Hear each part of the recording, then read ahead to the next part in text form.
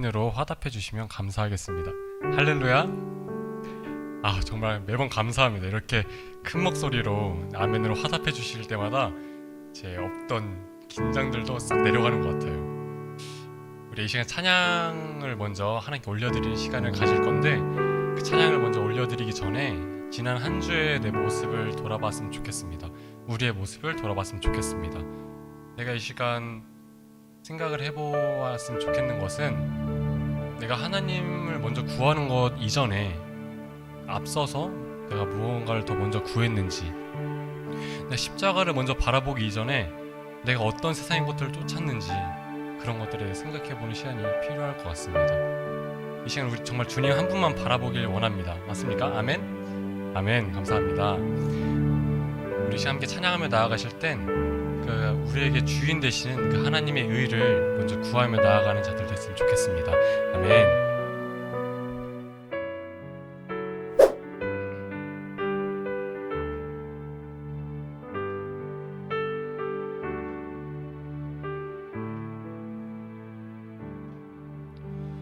먼저 그 나라와 의를 구하라. 그 나라와 그 일을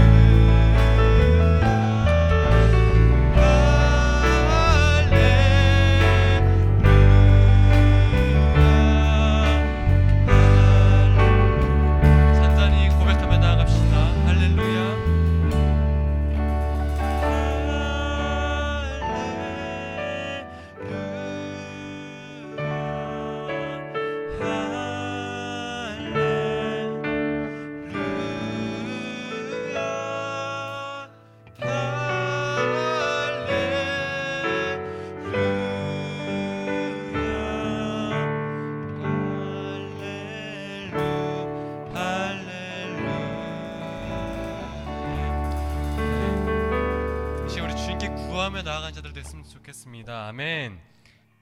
우리 함께 하나님의 나라란 찬양 함께 하며 나가는 시간이 필요한데요. 제가 사실 지난주에 다이브 찬양팀이 저희를 섬겨주는 시간이 있지 않았습니까?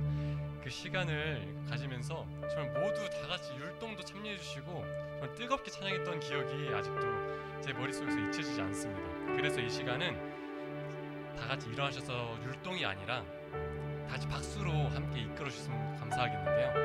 자, 박수 알려드리도록 하겠습니다.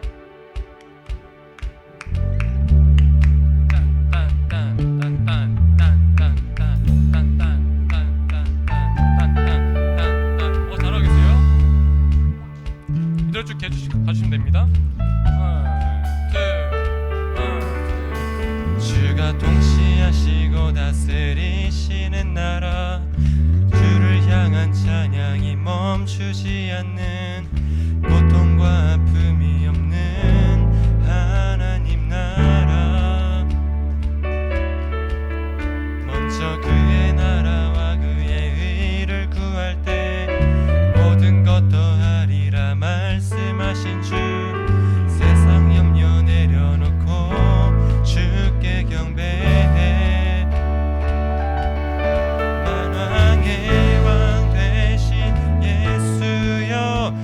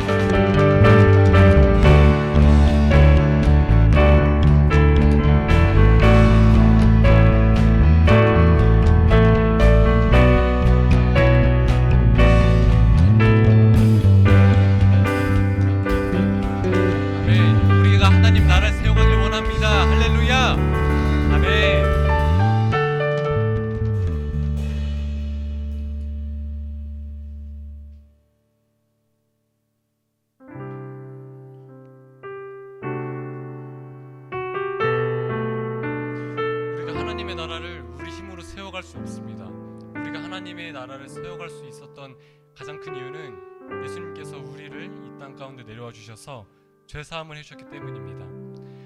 우리가 이 한 가지를 기억하면서 그 크신 하나님의 그 사랑을 기억하면서 우리가 함께 목소리로 고백해 나아갔으면 좋겠습니다.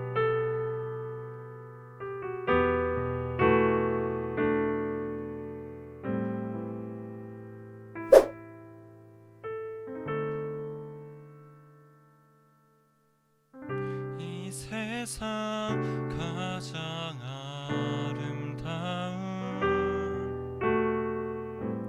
순종의 눈물, 온 세상 다시 빛나게 한 생명의 눈물, 그가 이 땅에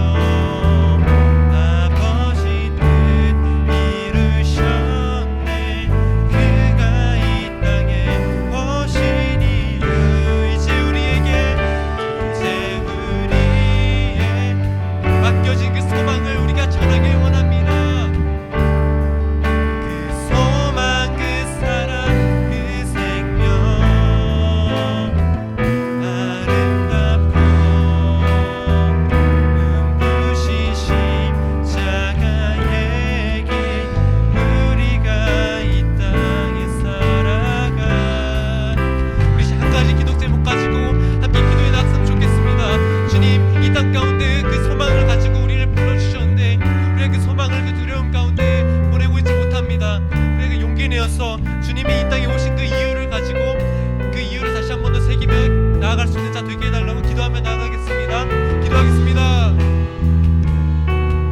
예, 주님 감사합니다. 주님이 이 땅 가운데 오셔서 내 그 소망을 전하신 그 주님의 그 크신 뜻을 전하며 나아가는 자 되게 해주시옵소서. 주님 오셔서 죽을 수밖에 없었던 그 주님의 그 크신 뜻을 우리가 전하며 나아가는 자 되게 하여 주시고 그 소망 되신 그 예수 그리스도 이름 내 이름만 외치며 나아가는 자 되게 하여 주시옵소서. 주님 인도하여 주시옵소서. 주님 인도하여 주시옵소서.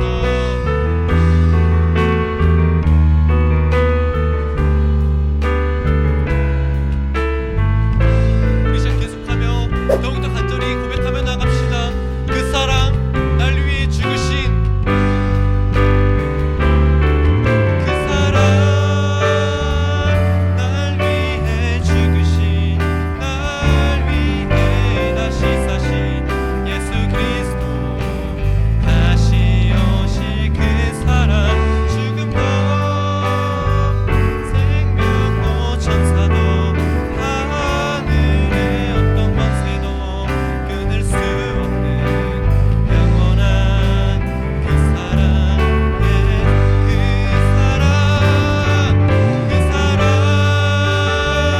날 위해 죽으신 날 위해 다시 사신 예수 그리스도 다시 오실 그 사랑 죽음도 생명도 천사도 하늘의 어떤 권세도 끊을 수 없는 영원한 그 사랑 예수 그 사랑 날 위해 죽으신 날 위해 다시 사신 예수 그리스도 다시 오실 그 사랑 죽음도 생명도 천사도 하늘의 어떤 권세도 끊을 수 없는 영원한 그 사랑 예수 그 사랑 날 위해 죽으신 날 위해 다시 사신 예수 그리스도 다시 오실 그 사랑 죽음도 생명도 천사도 하늘의 어떤 권세도 끊을 수 없는 영원한 그 사랑 우리 그 예수 그리스도 이름 하나 기억하며 기도하며 나아가겠습니다. 주여 그 사랑 우리가 기억하길 원합니다. 주님 날 위해 죽으신 그 예수 그리스도 이름만을 기억하며 이 땅 가운데 소망을 전하며 나아가는 자 되게 하여 주시옵소서. 이 땅 가운데 이 한국교동의 땅 가운데 주님 하나님의 나라를 소용하는 자 되게 하여 주시옵소서. 주가 통치하시고 다스리는 나라 소용하는 자들 되게 하여 주시옵소서. 계속 기도하며 나가겠습니다. 네 주님 그렇습니다. 날 위해 죽으신 그 예수 그리스도의 뜻을 따르며 나가길 원합니다. 주님 세워주시옵소서. 인도하여 주시옵소서. 예배 가운데 이미 임하신 그 예수 그리스도의 이름만 외치며 나간 자 예수님이 말씀으로 우리에게 말씀하여 주시옵소서. 주님 주시옵소서.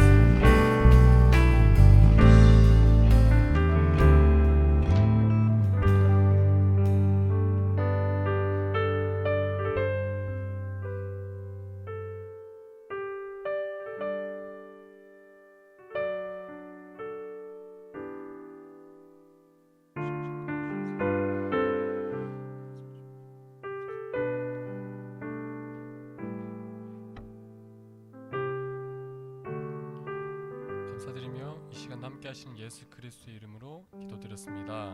아멘. 다 같이 사도신경으로 신앙 고백 드리겠습니다. 나는 전능하신 아버지 하나님 천지의 창조주를 믿습니다. 나는 그의 유일하신 아들 우리 주 예수 그리스도를 믿습니다.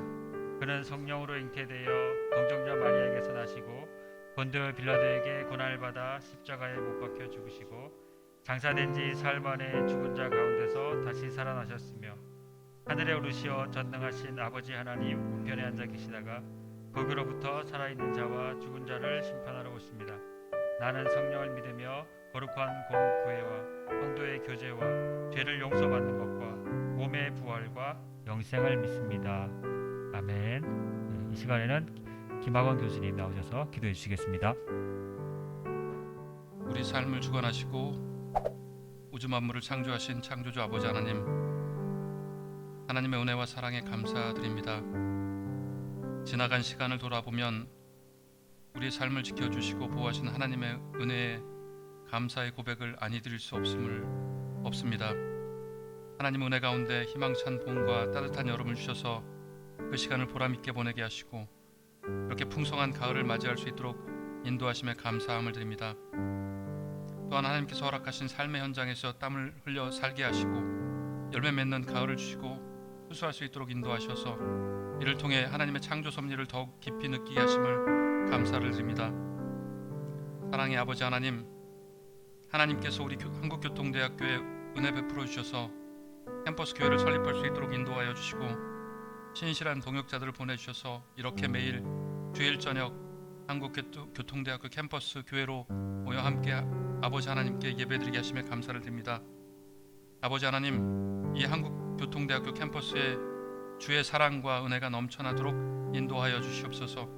그래서 많은 젊은 청년들이 이곳 캠퍼스에서 창조주 하나님을 만나게 하시고 자신의 삶에 하나님께서 주신 소명을 발견하고 그들의 삶을 통하여 이 땅 가운데 하나님의 나라가 확장되도록 쓰임받게 하여 주시어 아버지 하나님께서 원하시는 삶을 살아갈 수 있도록 준비하는 장소로 축복하여 주시길 기도합니다.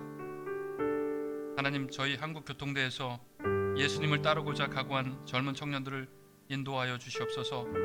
성경 공부와 제자 훈련을 통하여 하나님을 깊이 만나 예수님의 제자가 되는 청년들이 많아지게 하시옵소서.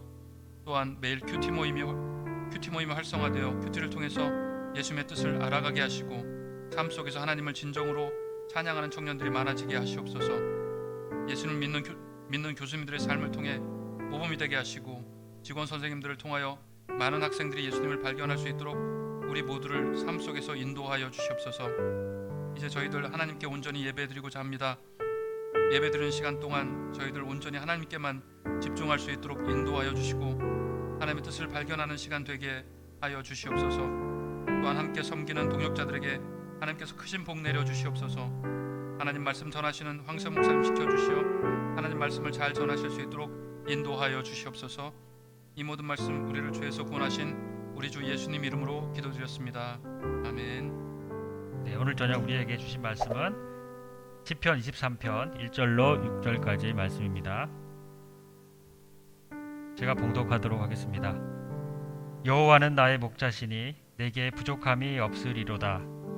그가 나를 푸른 풀밭에 누이시며 쉴만한 물가로 인도하시는도다. 내 영혼을 소생시키시고 자기 이름을 위하여 의의 길로 인도하시는도다. 내가 사망의 음침한 골짜기로 다닐지라도 해를 두려워하지 않을 것은 주께서 나와 함께 하심이라. 주의 지팡이와 막대기가 나를 안위하시나이다.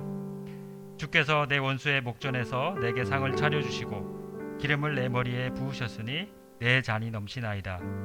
내 평생의 선하심과 인자하심이 반드시 나를 따르리니 내가 여호와의 집에 영원히 살리로다. 아멘. 이 시간에는 황세현 목사님 나오셔서 여호와는 나의 목자시니 라는 제목으로 말씀 전해주시겠습니다. 네, 오늘 치화되게 많네요. 오늘 말씀은 여호와는 나의 목자시니 라는 주제를 가지고 전하려고 합니다. 여러분 시편 23편 9절 너무 잘 알죠? 많이 들어보고 어떤 분들은 외우기도 하셨을 거예요. 저 오늘 문득 그런 생각이 좀 들었습니다. 여러분 그 성경의 단어에 샬롬이라는 단어 아시죠? 우리나라 말로 번역을 하면 안녕하세요 라는 뜻이에요. 이 안녕이라는 말은 실제로 그날 밤 저녁, 그러니까 조선시대 옛날에 우리나라 과거에를 돌아보면 밤에 비명 행사하는 이들이 굉장히 많았어요. 그러니까 자다가 다음날에 아프거나 죽거나 갑자기 안 보이는 경우가 있다라는 거죠. 그래서 그런 사람들, 그러니까 밤에 편안히 잠을 자고 내일 아침에 눈을 뜨고 마주했을 때 서로에 대해 이야기하는 겁니다. 그날 밤 아무 일 없이 오늘 보게 되어서 감사합니다. 이게 안녕하세요라는 뜻이에요. 그래서 병원에 가서 여러분들 환자가 누워 있는데 병문안을 가서 안녕하세요라고 하면 사실 안 되는 말이에요. 잘 모르셨죠? 이 샬롬이라는 말이 사실 우리나라의 안녕하세요랑 비슷한데, 근데 우리나라에서 말하는 안녕하세요랑 조금은 달라요. 의미는 같은데 본질적 의미가 달라요. 이스라엘에서 보통 인사하는 이 샬롬이라는 단어는 실제로 여러분의 삶의 건강에 아무 이상이 없어 안녕하세요 이런 뜻이 아니라 주님과 평안하십니까? 더 깊이 말하면 주님과의 관계에서 평화로우십니까? 친밀하십니까? 이런 뜻이에요. 그러니까 주님과의 아무런 문제 없으십니까? 라는 뜻이에요. 그러니까 본질적인 문제를 던지는 거죠. 진짜 평안하면 삶에서 오는 안정감이 아니라 하나님과의 관계에서 오는 안정감이 곧 삶의 안정감과 연결된다라고 보는 거예요. 우리가 볼 때는 삶의 안정감이 우선인 것처럼 보이지만 실질적 안정감이라고 하는 건 하나님과의 화목한 관계로부터 출발한다라는 거예요. 그러니까 샬롬이라는 단어의 가장 근본적인 인사는 주님과 화목하십니까? 그리고 이것을 더불어 동의어처럼 나오는 것이 그렇게 세상 안에서 평안하십니까? 라는 뜻입니다. 우리가 이 평안이라는 단어를 제가 자꾸 언급하는 이유는 바로 오늘의 주제와 연결이 있기 때문입니다. 이런 마음의 평정심, 그러니까 흔들리지 않는 이 평화로운 마음을 갖는 게 어떤 의미인지 아십니까? 삶에 아무런 문제가 없어서 평화로운 건 평화가 진짜 평화가 아닙니다. 진짜 평화로운 것은 삶에 어떤 문제가 왔을 때도 평정심을 잃지 않고 하던 일 그대로를 하면서 살아갈 수 있는 것이 평화입니다. 평화가 깨지는 것은 바로 이 평정심이 무너질 때 일어나는 현상이기 때문이에요. 결국 이 평화라고 하는 것은 우리가 어떤 믿을 만한 구석을 발견했을 때 그 평정심을 유지할 수 있어요.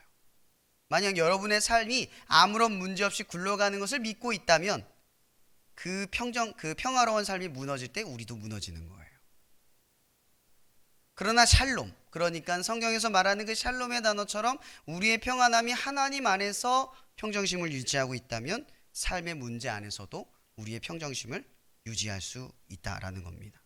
성경에 온유라는 말이 있어요. 많은 사람들이 이 온유라는 말을 떠올리면 아주 약자의 이미지를 떠오릅니다. 근데 온유라는 의미를 한번 보세요. 온유라고 하는 건 상대가 나를 얼마나 모질게 대하고 핍박을 해도 나의 평정심을 빼앗기지 않는 게 온유예요.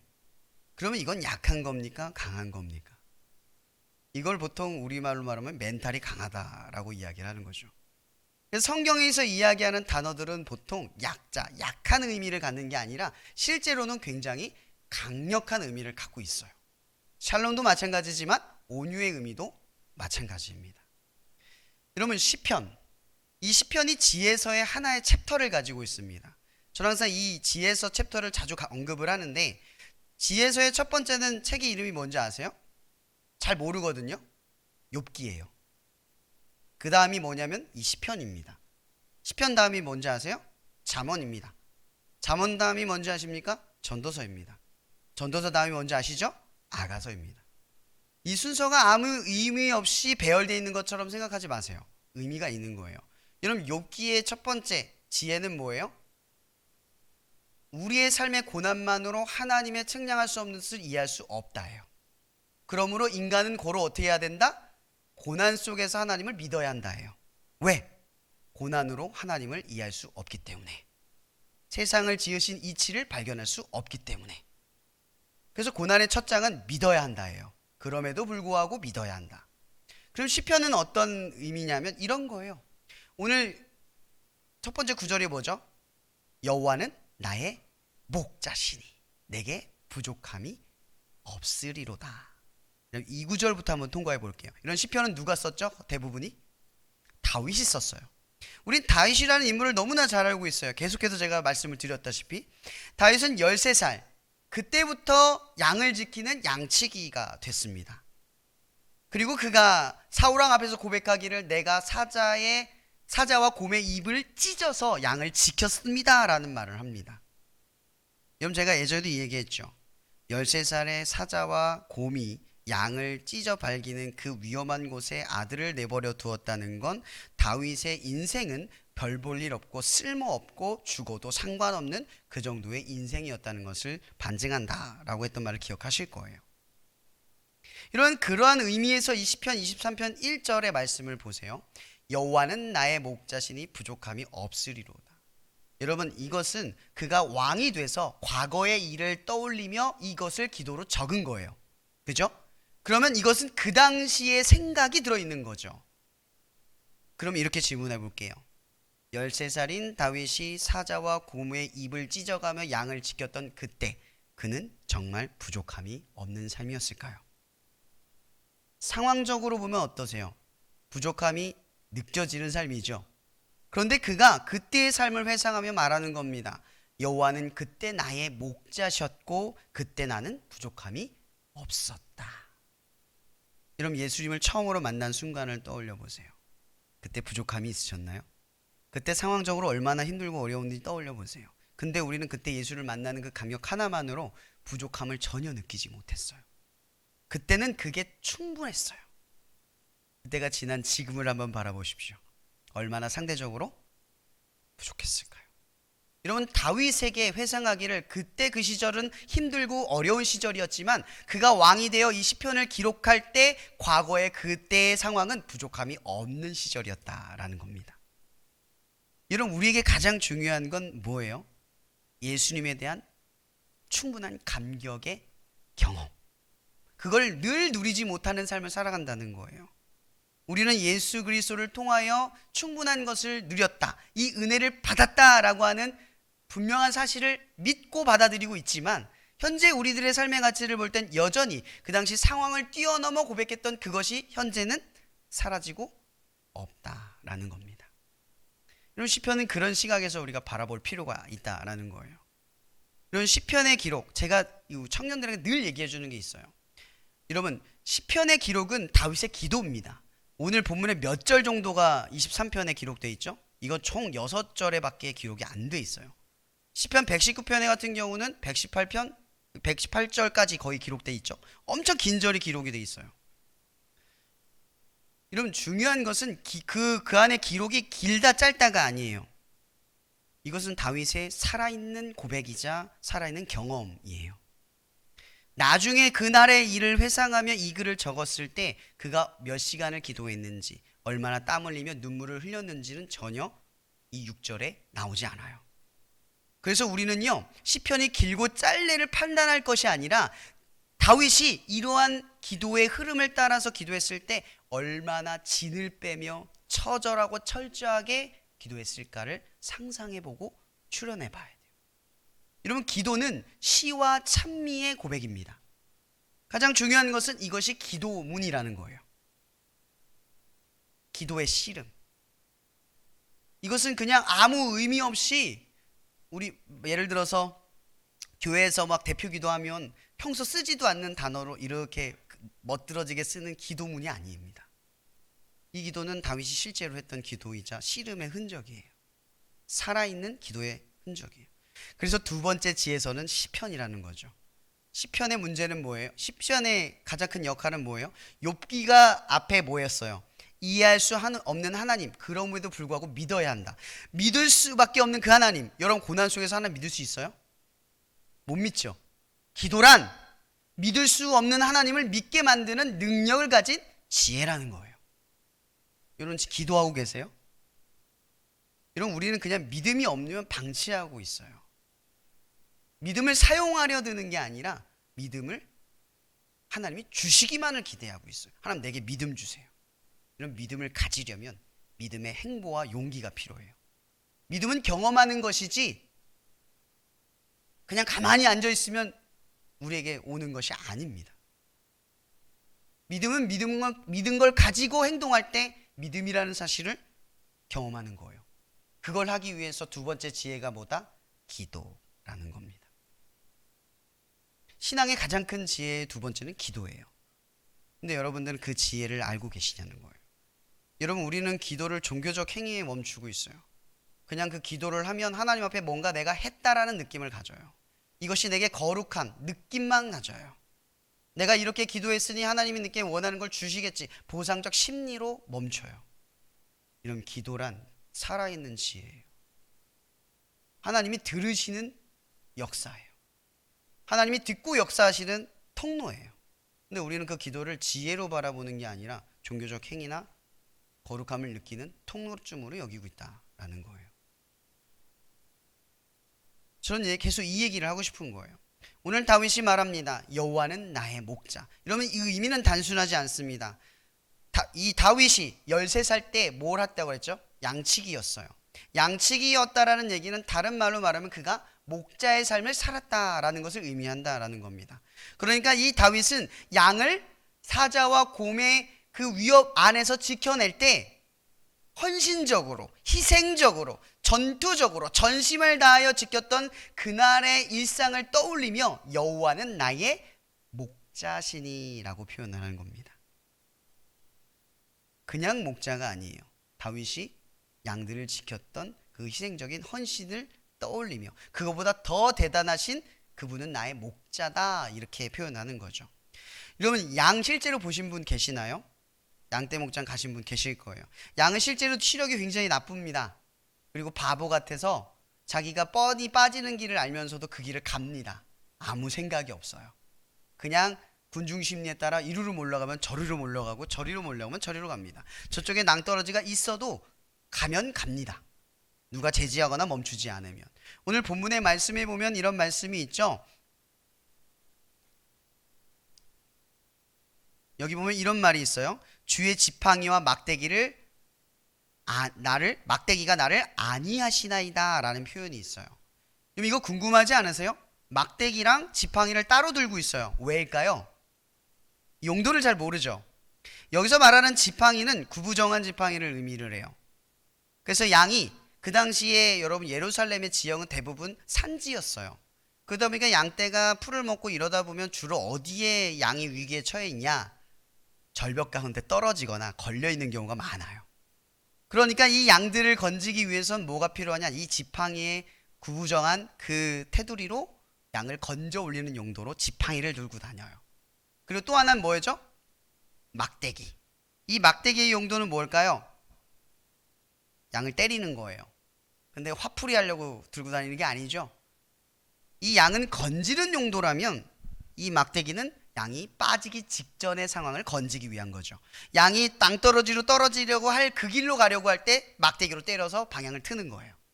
그래서 주의 지팡이와 막대기로 나를 뭐예요? 안위하신다라고 표현을 하는 거죠. 이것이 다윗이 바라본 여호와 하나님이 목자인 까닭이에요. 여러분, 우리는 하나님을 어떻게 바라보고 계십니까? 그저 하나님을 사랑이 넘치시는 그런 좋은 분으로만 바라보고 계셔요. 근데 가끔은 우리의 삶에 하나님이 고난을 주는 이유를 우리는 섬세하게 바라보지 못할 때가 참 많아요. 여러분, 너는 죄인이야 라고 말하면 여러분 받아들이겠어요? 쉽게? 보통 사람들은 내가 무슨 잘못이 있어 라고 반응을 해요. 여러분, 우리가 죄인일 까닭은 바로 이것 때문이에요. 여러분, 항상 자기가 옳다라고 주장하는 사람들 곁에 사람이 없는 이유는 그는 평생 가도 바뀌지 않기 때문이에요. 그러나 나의 잘못을 인정할 수 있는 사람들은 사람과 사람과의 관계들 속에서 자기의 궤도를 수정해가며 더 좋은 사람으로 나아갑니다. 그렇기에 우리의 가장 중요한 지점은 나는 죄인이다라는 사실을 먼저 발견해야 돼요. 내가 언제나 죄를 짓고 실수할 수 있다는 사실을 자각할 때 우리는 온전한 길로 갈 수 있다라는 거예요. 이것이 바로 선함입니다.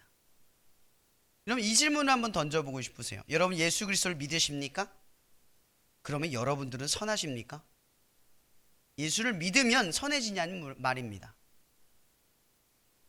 믿음만으로 선해집니까? 여러분, 믿음하고 선하다는 말은 동의어가 아닙니다. 믿으면 선한 게 아닙니다. 근데 우리는 믿으면 선한 줄 압니다. 가끔 아이들 중에 이런 게 있어요. 얘기하다가 너 교회 다니니? 나도 교회 다녀. 그러면 아주 쉽게 쟤는 참 좋은 애야. 여러분, 동의하지 않으세요? 쉽게 이렇게? 교회 다니면 착한 애입니까? 사실 아니죠. 그거는 상관없는 거예요. 교회 다니는 애가 나쁘다는 얘기도 아닙니다. 제 얘기는 교회에 다니는 것이 선하고 악하고를 구분하는 게 아니란 얘기예요. 왜냐? 우리의 믿음의 행위는 우리의 선함을 반증하는 게 아니기 때문인 겁니다. 더 쉽게 말하자면 우리가 믿는 건 선한 일이 아니라 믿는 분이 선한 분입니다. 아멘. 여러분이 믿는 분이 선한 분이에요. 단지 우리가 믿는 분이 선한 분이지 내가 믿는 그 선한 분을 믿기 때문에 내가 선한 게 아닙니다. 우린 착각하면 안 돼요. 내가 하나님을 믿고 있기 때문에 나는 선해. 이런 사람이 있다면 회개하시기 바랍니다. 시작부터 잘못됐어요. 제가 왜 이 이야기를 언급하냐면 바로 이 뒤에 이어질 이야기 때문입니다. 여러분, 선하신 하나님을 믿는 것이 선하려면 어떻게 해야 될까요?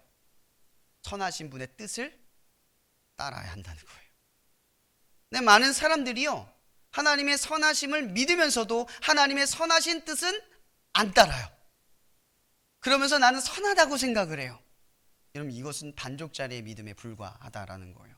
오늘 다윗이 말합니다. 주의 막대기와 지팡이가 나를 안위하시나이다. 이게 무슨 뜻입니까? 주의 선하신 뜻대로 내가 행하지 아니할 때 주님은 나에게 막대기를 들을 때도 있고 내가 죄 가운데 무너져 있을 때 나를 지팡이로 건지실 때도 있다라는 겁니다. 이것은 철저한 은혜의 영역입니다. 그러나 우리가 선하려면 뭐가 필요합니까? 말씀이 필요하다는 거죠. 말씀대로 행해야 선한 거예요. 근데 우리는 말씀대로 행하지 않고 내 뜻대로 행하고 말씀을 나의 해석으로, 나의 이해심으로, 나의 합리적 조건으로 말씀을 적용할 때가 있다라는 거죠. 오로지 선함은 하나님의 말씀대로 행하는 일에 있다는 것을 여러분 기억하시기 바랍니다. 다윗은 그렇게 고백하는 겁니다. 여호와가 나의 목자십니다. 나의 잘못되고 그릇된 뜻을 내가 추구하고 나아가려 할 때 주께서 나에게 막대기 같은 체벌을 내리실 때도 있고 내가 무너져 쓰러져 있을 때 그 지팡이로 나를 건지실 때도 있습니다 라는 뜻입니다. 주님은 그런 분이라는 겁니다. 근데 이 고백을 이렇게 떠올려 보는 거예요. 그가 왕이 될 때 과거를 봤잖아요. 그럼 자기의 현재는 지금 어떠한 모습으로 이 여호와를 그리고 있냐?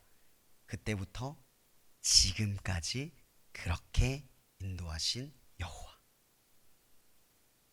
항상 그렇게 인도하신 여호와.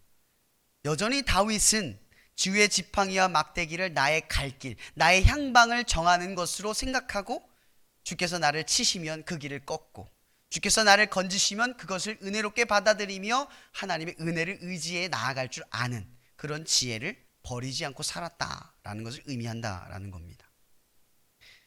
여러분, 여러분들의 여호와의 막대기와 지팡이가 여러분의 삶을 간섭하고 계십니까?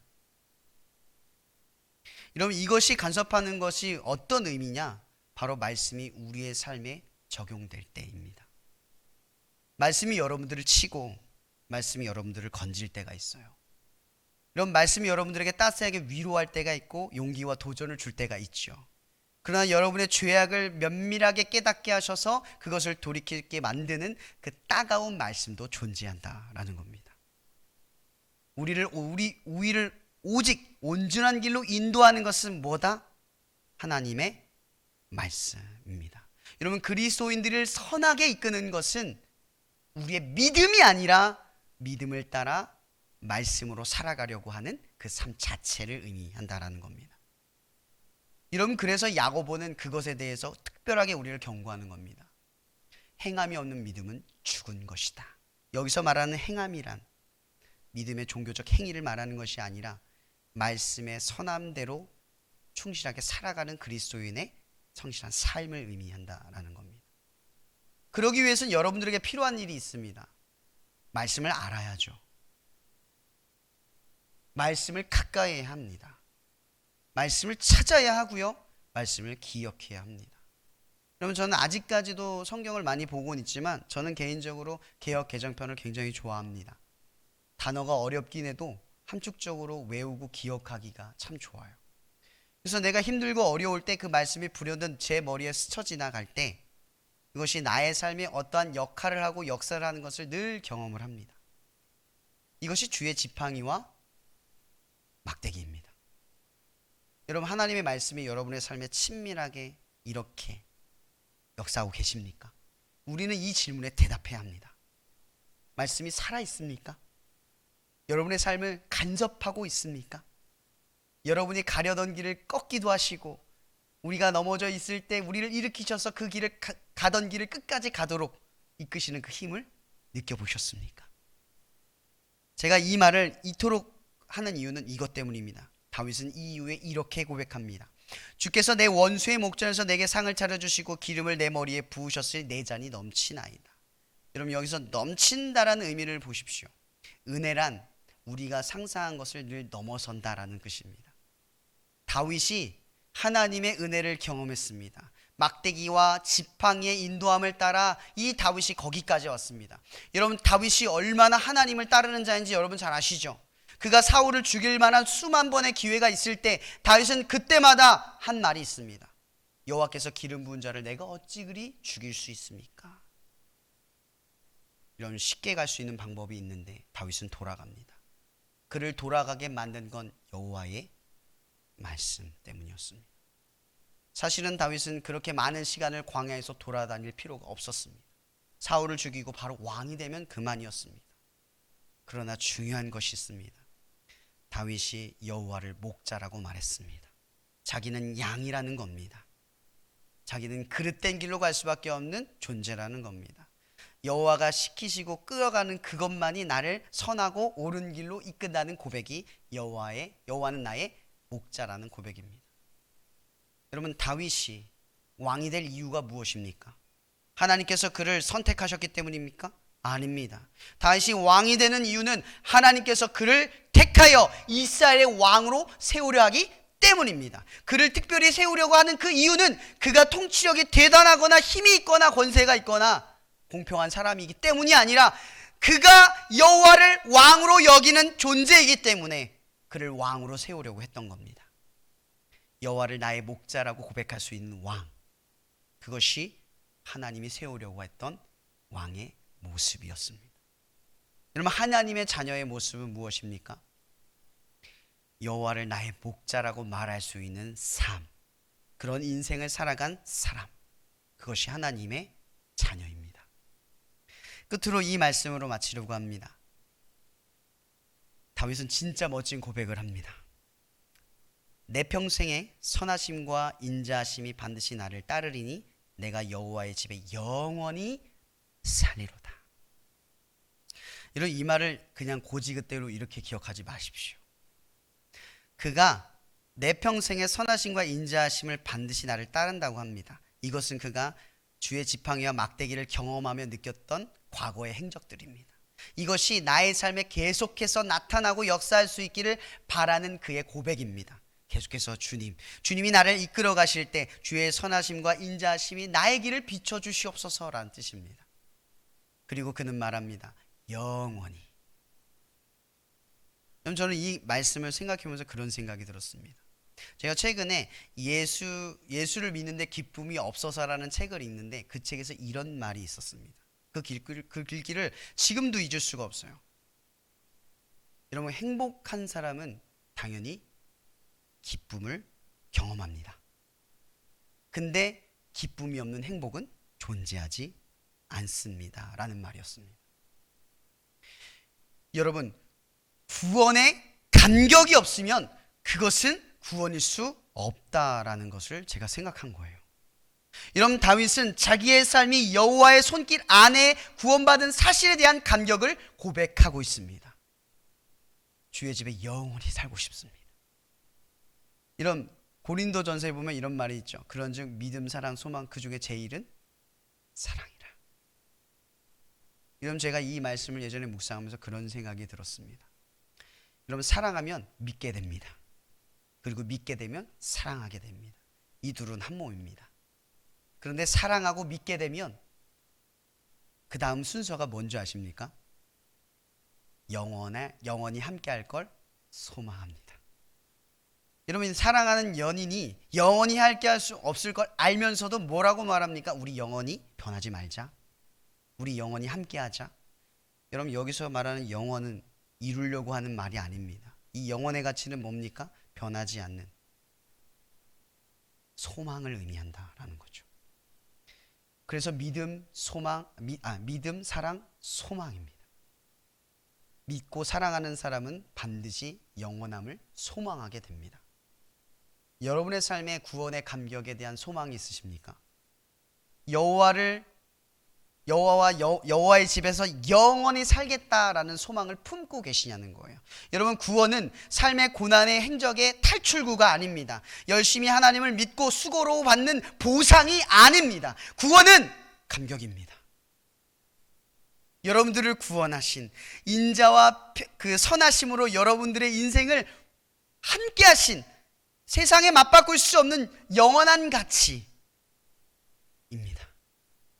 여러분, 오늘 저는 이 말씀을 나누면서 여러분들에게 큰 도전을 드리고 싶습니다.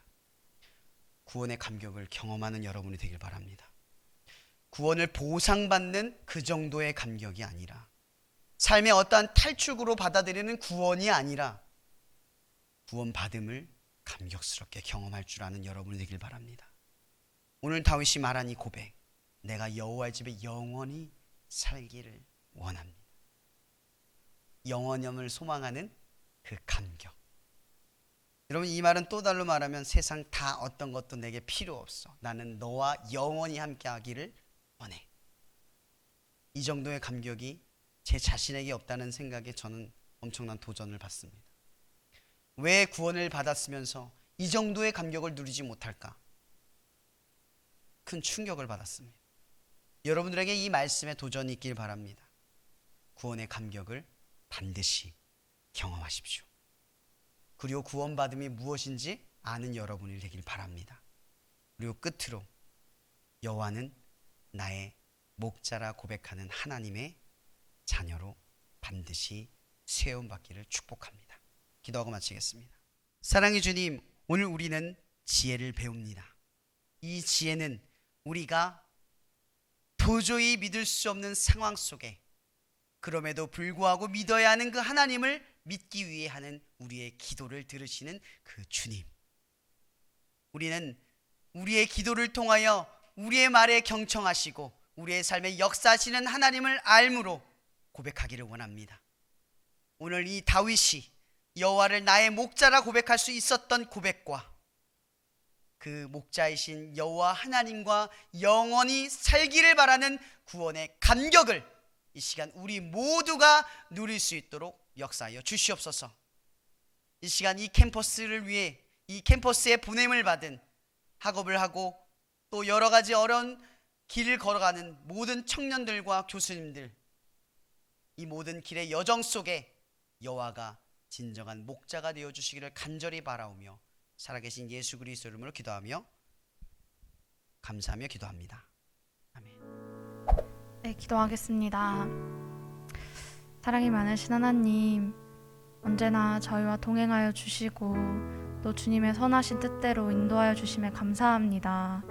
우리의 지난 삶을 돌아보면 참 주님을 따르고자 했음에도 그러지 못하였던 순간들이 있었음을 고백합니다. 하나님, 주님의 뜻을 구하기보다 우리의 뜻이 먼저가 되었고 또한 우리가 우리의 뜻대로 살아가려 했던 모습들을 용서하여 주시옵소서. 다시 우리의 마음을 돌이켜 주님이 원하시는 뜻, 주님의 나라와 주님의 의를 구하며 살아가는 우리가 되기를 원합니다. 하나님, 우리가 선하다고 느끼지 못했던 때에도 주님은 언제나 우리의 삶에 선하게 역사하셨습니다. 주님, 우리의 선함과 우리의 뜻을 구하는 것이 아니라 주님의 선하심을 따르며 주님 앞에 순종하며 나아가는 우리가 되게 해 주시옵소서.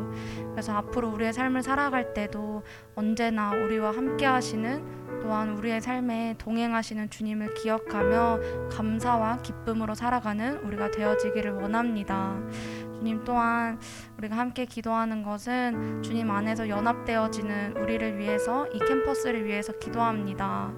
하나님, 계속해서 우리 캠퍼스 가운데 믿지 않는 자들이 있습니다. 주님, 그들을 바라볼 때에 주님의 시선으로 그들을 바라볼 수 있도록 도와주시고 그들이 주님의 자녀임을, 주님께서 그들을 기다리고 계심을 우리가 기억하게 하여 주시옵소서. 그래서 그들에게 복음을 전하는 자들이 우리가 되게 하시고, 또 그들에게 복음을 전할 때에 그들이 복음을 받아들이지 않을지라도 그들을 위해 계속적으로 기도하는 우리가 되게 하여 주시옵소서. 그래서 그들이 주님을 믿을 때까지 계속해서 수고를 감당하는 우리 캠퍼스 처치가 되기를 원합니다. 주님께서 그것을 위하여 우리를 부르셨고 하나 되게 하셨음을 다시 고백합니다. 하나님, 우리가 이제 드리는 이 헌금이 어떠한 율법적으로나 아니면 습관적으로 드리는 헌금이 아니기를 기도합니다. 정말 이것을 통하여서 주님께서 우리의 삶을 인도하시고 주님이 우리의 주인 되심을 고백하는 믿음의 고백이 되게 하여 주시옵소서. 그래서 더욱더 하나님의 나라와 하나님의 뜻을 위해 쓰임받기를 원합니다. 주님, 우리가 기도보다 성령보다 앞서지 않기 원합니다. 말씀을 읽을 때만 성령 충만한 삶을 살아가는 것이 아니라 매일매일 우리가 숨을 쉴 때마다 성령 충만을 간구하며 성령의 지배를 받는 삶을 살아가게 해 주시옵소서. 그래서 우리의 모든 순간마다 성령의 인도하심과 주님의 뜻을 위해 살아가는 우리가 되기를 기도합니다. 더욱더 우리의 삶을 인도하시고 또한 주님의 제자로서 세워나가실 그 순간들을 기대합니다. 감사드리며 사랑이 많으신 예수님의 이름으로 기도드렸습니다.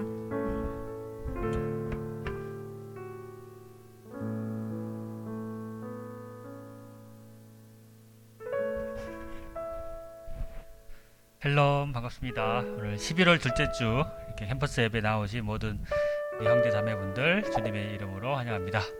우리 옆에 계신 좌우분들과 인사 나누시고 샬롬 주님의 이름으로 환영합니다. 이렇게 샬롬 환영합니다.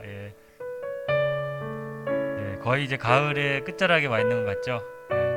이번 주는 꽤 그래도 포근했는데 다음 주부터는 이제 쌀쌀해진다고 합니다.